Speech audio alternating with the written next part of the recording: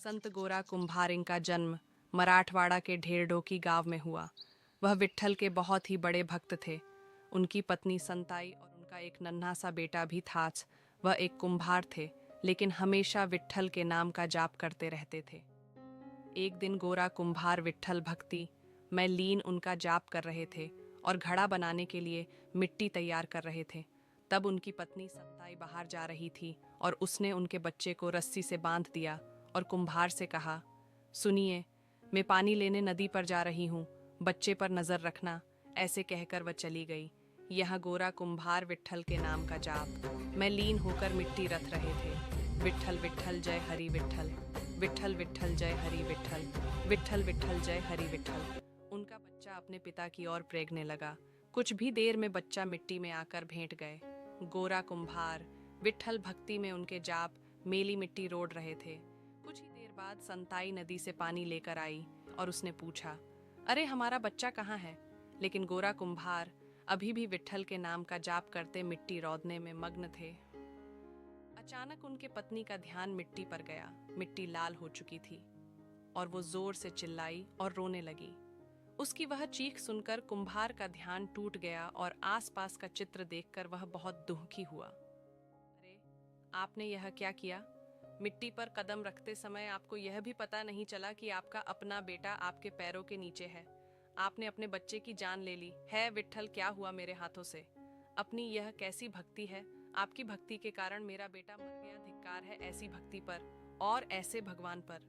विट्ठल के बारे में ऐसे शब्द सुनकर गोरा कुम्हार ने सताई पर हाथ उठाया। मुझे मत छुओ, आपको आपके भगवान की कसम है। यह सुनते ही गोरा कुम्हार अपने जगह पर रुक गया और उस दिन से उन्होंने अपने पत्नी को छुआ तक नहीं, न ही उसके हाथ का बनाया। भोजन उन्होंने प्राशन किया। वह दोनों दुखी रहने लगे। कुछ दिन बाद ऐसे ही चलते रहा। फिर संताई को लगा कि ऐसे चलते रहा तो कुल आगे कैसे बढ़ेगा।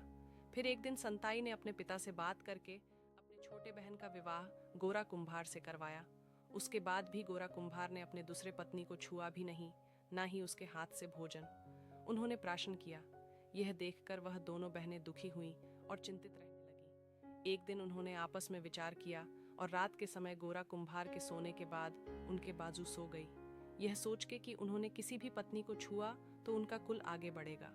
उस समय गोरा कुम्हार भगवान की रासलीला देखने में मग्न थे और इस सुंदर स्वप्न में उन्होंने अपने दोनों हाथ फैलाए और वो हाथ उनके दोनों पत्नियों के ऊपर पड़ गए। उनके स्पर्श से उनका सपना टूट गया और वो उठ गए। हैरान होकर उठ गए। उन्होंने कहा, हे विट्ठल, मैंने क्या कर दिया? इन हाथों से मैंने अपने पत्नियों को स्पर्श किया। आपको दी हुई शपथ टूट गई। अब ये हाथ इस शरीर में रहने के लायक नहीं। वो उठकर बाहर गए और आरी पर हाथ रखकर उन्होंने अपने दोनों हाथ काट दिए। यह बात पूरे गांव में फैल जाती है। काम न कर पाने के कारण उन्होंने बहुत गरीबी का सामना करना पड़ता है। फिर एक दिन गांव में एक सज्जन विठोबा और उनकी पत्नी काम की तलाश में गोरा के घर जा पहुंचते हैं और काम मांगने लगते हैं। और गोरा ने कहा, मेरे घर तो बहुत गरीबी है, भला मैं क्या आपको काम दूंगा? विठोबा ने कहा, कोई बात नहीं, हम आपके घड़े बना देंगे, आप बस हमें रहने को छत और खाने को खाना दे देना। फिर विठोबा अपने काम में लग जाते हैं और सुंदर और आकर्षक मटके बनाते हैं और वो बहुत बिकते हैं। फिर एकादशी के दिन विठोबा के कहने पर गोरा जी पंढरपुर विट्ठल भगवान के दर्शन करने जाते हैं। रास्ते में एक जगह पांडुरंग विट्ठल का कीर्तन हो रहा होता है।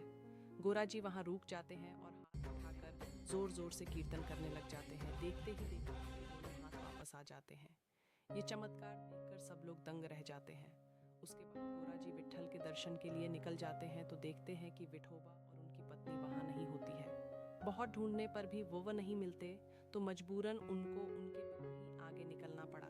पंढरपुर पहुंचकर गोरा जी अपने दोनों पत्नी के साथ विट्ठल भगवान के दर्शन करने मंदिर पहुंच जाते हैं।